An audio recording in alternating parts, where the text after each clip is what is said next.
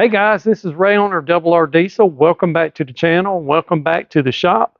And I've been working on my 2013 truck here, and I've been putting some brakes on the truck, done the rears, about to do the front. And I was going through some parts that I had laying over in the corner, and I thought it would be a good idea to do a video discussing some misconceptions about intake horns for these 6.7 Cummins engines on these trucks. So, um, come here with the camera and I'll show you what I'm talking about, cameraman. So this is your intake horn. It's not to be confused with the intake on the opposite side of the engine where the air filter is at. This is part of your charge air system, and it's got the throttle valve connected to the bottom of it, and then it's got your EGR valve on top of it. It's all part of the emission system to regulate the EGR versus the fresh air going into the engine. A lot of guys will opt to get aftermarket intake horn to put on these trucks, and there's nothing wrong with that. But a lot of guys think by installing one of these things that you're going to pick up a significant amount of power, fuel economy, etc. And it's simply not the case on a stock engine with a stock tune. So I'll show you what I'm talking about. Come over here. And pardon the junkiness of my shop, but this is an intake horn that come off a 2020 truck that I had, and it's same thing. It's basically the same. Just on that 13 over there, and a lot of people will opt to buy an aftermarket intake and replace it because of deleting or relocating the grid heater. And this is the other part of the equation. So this is your plenum cover for your cylinder head, and it bolts down to the side of the cylinder head. And this intake horn bolts right there like so. And right below it where it bolts is the intake grid heater. So when the weather is cold, electric current is sent to this grid right here, and it heats up these elements, which in turn heats up the air that goes into the engine and aids for aids cold starts. Now, in warmer climates, it's really not necessary. Way up north where it's really, really cold, yes, you need it on there. But what can happen, and what a lot of people are afraid of, is if the solenoid for the intake heater were to stick on and stay on all the time, or if you live up north and you cycle the grid a lot, the temperature cycles can eventually cause this bolt right here in the middle of the grid to either melt or get really brittle and break. And if that were to happen and it fall off, then it would naturally fall down into the intake track of the cylinder head and make its way possibly into a cylinder. And you've heard about engine failures due to this broken bolt falling down in the engine and getting to a cylinder, smashing up a cylinder wall and piston. You don't want that. It's really a rare occurrence, but it can happen. So a lot of people will get an aftermarket intake horn to relocate the grid heater, and a lot of the aftermarket intake horns use I think it's a Duramax style element that screws in. Usually they'll mount them up here and they'll screw into the top of the intake horn, and it works, fairly well as far as heating up the intake air for a cold start. A lot of the companies that sell these aftermarket horns will boast increased airflow. And if you get an aftermarket piece, quite oftentimes it is open up to match the gasket, and it, significantly larger in the mouth of it. And, on a flow bench, it does flow a lot more air than this stock piece.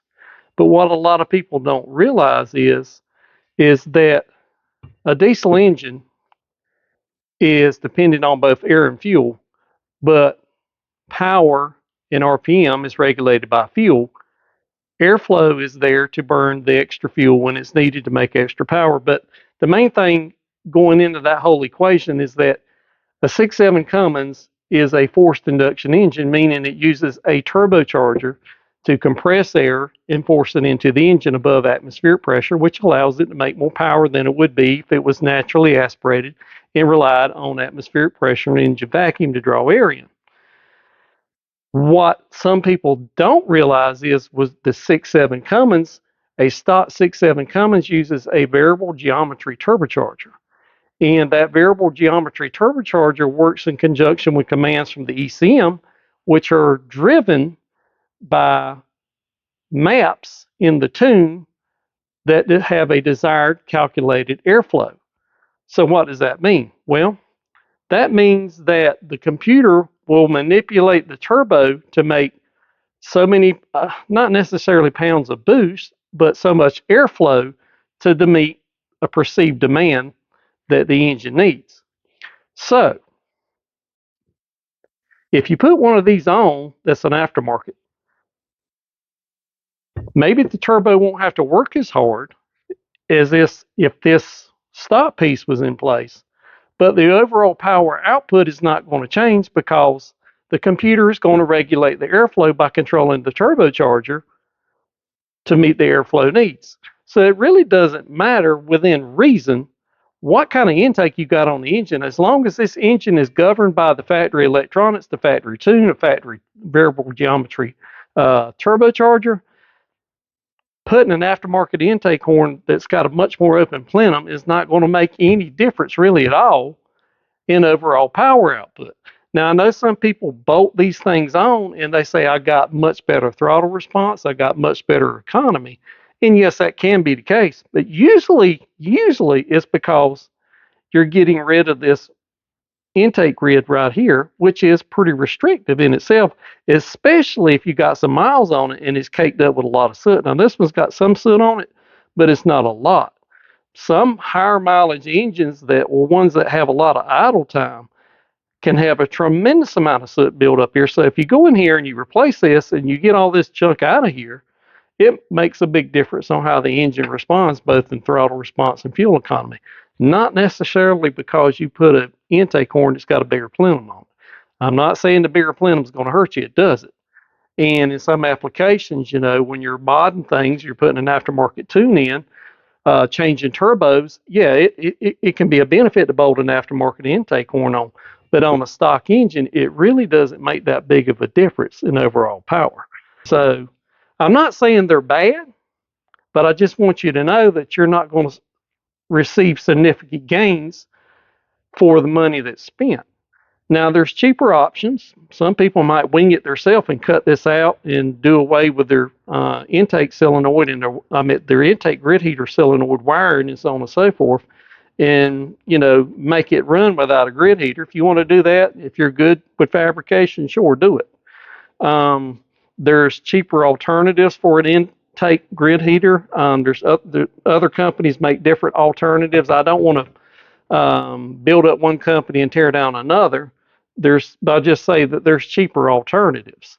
And as far as intake horns go, they're cheaper alternatives, some better than others.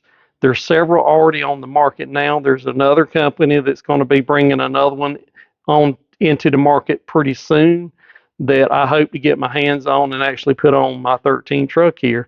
And it will be interesting to test it with a stock truck, stock engine, stock calibration, and then test it with a modified calibration like I'm running on my truck now.